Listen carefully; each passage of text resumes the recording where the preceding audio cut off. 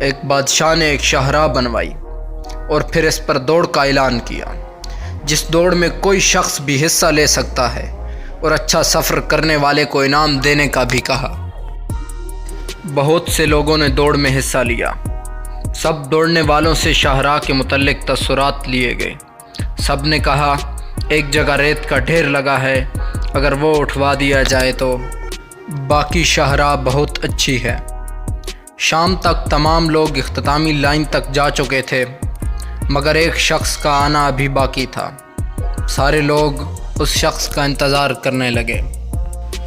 تھوڑی دیر بعد ایک شخص ہاتھ میں تھیلا اٹھائے پھولے ہوئے سانس کے ساتھ پہنچا اور بادشاہ سے مخاطب ہوا، جناب عالی، دیر سے آنے کے لیے معافی چاہتا ہوں۔ دراصل راستے میں کچھ ریت پڑی تھی۔ میں نے سوچا کہ راستے سے گزرنے والوں کو تکلیف محسوس ہوگی، تو اسے ہٹانے میں کافی وقت لگ گیا۔